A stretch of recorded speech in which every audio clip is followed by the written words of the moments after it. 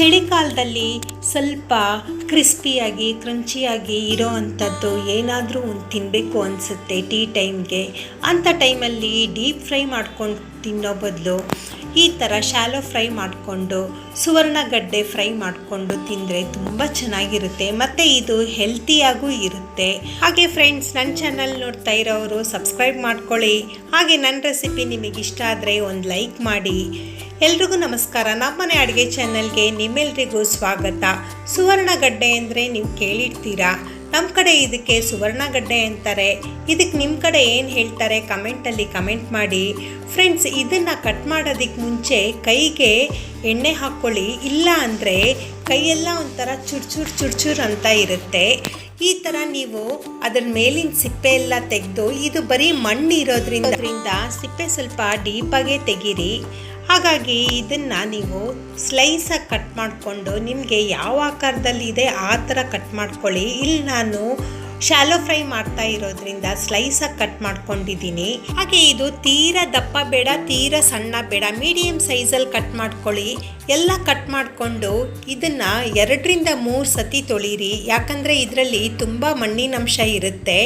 ಹಾಗೆ 2 ಅಥವಾ 3 ಸತಿ ತೊಳೆದು ನಂತರ ಅದು ಮುಳುಗೋ ಅಷ್ಟು ನೀರು ಹಾಕಿಬಿಟ್ಟು 15 ನಿಮಿಷ ನೆನೆಯಕ್ಕೆ ಬಿಡಿ.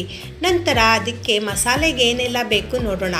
ಒಂದು ಪ್ಲೇಟಲ್ಲಿ 4 ಟೇಬಲ್ ಸ್ಪೂನು ಅಕ್ಕಿ ಹಿಟ್ಟು, ಹಾಗೆ ಸ್ವಲ್ಪ ಅರಿಶಿನ, ಖಾರದ ಪುಡಿ, ಗರಂ ಮಸಾಲ, ಹಿಂಗು, ಜೀರಿಗೆ ಪುಡಿ, ಧನಿಯಾ ಪುಡಿ, ಹಾಗೆ ನಿಮ್ಮ ರುಚಿಗೆ ತಕ್ಕಷ್ಟು ಉಪ್ಪು ಎಲ್ಲನೂ ಹಾಕ್ಕೊಂಡು ಸ್ವಲ್ಪನೇ ನೀರು ಹಾಕ್ಕೊಂಡು ಕಲಸಿ. ಇದಕ್ಕೆ ನಾನು 2 ಲಿಂಬೆಹಣ್ಣು ರಸ ಹಾಕಿದ್ದೀನಿ. ಲಿಂಬೆಹಣ್ಣು ಬದಲಾಗಿ ಹುಣಸೆಹಣ್ಣು ರಸ ಕೂಡ ಹಾಕ್ಕೊಬೋದು. ಎಲ್ಲ ಹಾಕ್ಬಿಟ್ಟು ಒಂಥರ ಪೇಸ್ಟ್ ಥರ ಸ್ವಲ್ಪನೇ ನೀರು ಹಾಕ್ಕೊಂಡು ಕಲಿಸ್ತಾ ಬನ್ನಿ.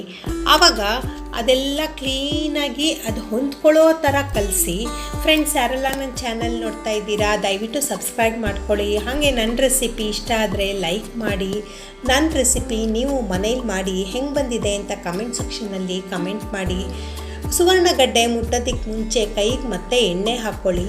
ನೋಡಿ, ಈ ಥರ ಮೇಲ್ಮೇಲೆ ಅಪ್ಲೈ ಮಾಡಿಬಿಟ್ಟು ಎಲ್ಲನೂ ಒಂದು ತಟ್ಟೆಗೆ ಎತ್ತಿಟ್ಕೊಂಡು ಒಂದು 15-20 ನಿಮಿಷ ಅದು ನೆನೆಯಕ್ಕೆ ಬಿಡಿ.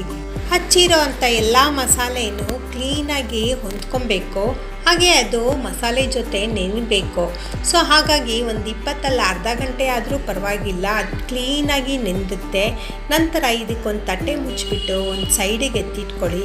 15 ನಿಮಿಷ ಆದಮೇಲೆ ಒಂದು ಫ್ರೈಯಿಂಗ್ ಪ್ಯಾನ್ ತೊಗೊಂಡು ಅದಕ್ಕೆ 4-5 ಟೇಬಲ್ ಸ್ಪೂನು ಎಣ್ಣೆ ಹಾಕಿಬಿಟ್ಟು ಎಣ್ಣೆ ಕಾದ ನಂತರ ನೆನೆಸಿಟ್ಕೊಂಡಿರೋ ಅಂಥ ಸುವರ್ಣಗಡ್ಡೆ ಸ್ಲೇಸನ್ನು ಒಂದೊಂದಾಗಿ ಹಾಕಿಬಿಟ್ಟು 5-10 ನಿಮಿಷ ಹಾಗೆ ಬಿಡಿ. ಮುಚ್ಚಕ್ಕೆ ಹೋಗಬೇಡಿ. ಮುಚ್ಚಿದ್ರೆ ಮೆತ್ತಿಗಾಗೋಗುತ್ತೆ, ಅದ್ರ ಕ್ರಿಸ್ಪಿನೆಸ್ ಹೋಗಿಬಿಡುತ್ತೆ. ಸೊ ಹಾಗಾಗಿ ಮುಚ್ಚಕ್ಕೆ ಹೋಗಬೇಡಿ. ಹಾಕಿರೋ ಅಂಥ ಎಣ್ಣೆ ಎಲ್ಲ ಕಡೆನೂ ಸ್ಪ್ರೆಡ್ ಆಗೋ ಥರ ನೋಡ್ಕೊಳ್ಳಿ. ನೀವು ನೋಡ್ತಾ ಇರ್ಬೋದು ಫ್ರೆಂಡ್ಸ್, ತಿರುಗಿಸ್ತಾ ಇರಬೇಕಾದ್ರೆ ಪ್ಯಾನಿಗೆ ಒಂಚೂರು ಅಂಟ್ತಾ ಇಲ್ಲ. ಹಾಗಾದರೆ ಇದಕ್ಕೆ ಚೆನ್ನಾಗಿ ಮಸಾಲೆ ಹೊಂದ್ಕೊಂಡಿದೆ ಅಂತ. ಈ ಥರ ನೀವು ಶಾಲೋ ಫ್ರೈ ಮಾಡ್ಕೊಳ್ಳಿ. ಶಾಲೋ ಫ್ರೈ ಮಾಡ್ಕೊಳ್ಳೋದ್ರಿಂದ ನಿಮಗೆ ಜಾಸ್ತಿ ಎಣ್ಣೆ ಹೀರ್ಕೊಳ್ಳೋದು ಇರಲ್ಲ. ಮತ್ತು ನೀವು 1 ತಿನ್ನೋದು 2-3 ತಿನ್ಬೋದು. ಇದು ಹೆವಿ ಅಂತಲೂ ಅನಿಸಲ್ಲ.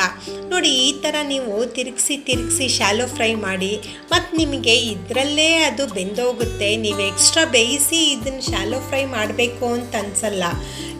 ಇದೇ ಮೆಥಡು ಸೆಕೆಂಡ್ ಟ್ರಿಪ್ಪು ಮಾಡಿ ನೋಡಿ. ಮಾಡಿದಾಗ ಇದೆಷ್ಟು ಚೆನ್ನಾಗಿರುತ್ತೆ. ಈ ಥರ ನಾವು ಶಾಲೋ ಫ್ರೈ ಮಾಡಿದ್ರೆ ಇದು ಡ್ರೈನೆಸ್ ಅನಿಸಲ್ಲ ನಿಮಗೆ. ಇದ್ರ ಜೊತೆಗೆ ಸಾಸು, ಕೆಚಪ್ಪು, ಚಟ್ನಿ ಏನು ಬೇಕಾದರೂ ಕಾಂಬಿನೇಷನ್ ಆಗಿ ತೊಗೊಬೋದು. ಅಷ್ಟು ಚೆನ್ನಾಗಿರುತ್ತೆ. ಮತ್ತು ಇದು 4 ಗಂಟೆ ಅಷ್ಟೊತ್ತಿಗೆ ಕಾಫಿ ಟೈಮ್ಗೆ, ಟೀ ಟೈಮ್ಗೆ ಒಳ್ಳೆ ಸ್ನ್ಯಾಕ್ಸ್ ಅಂತ ಹೇಳ್ಬೋದು.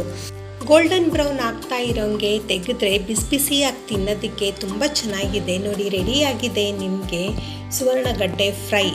ಮತ್ತು ಈ ಥರ ನೀವು ಬಾಳೆಕಾಯಲ್ಲೂ ಮಾಡ್ಬೋದು. Thank you.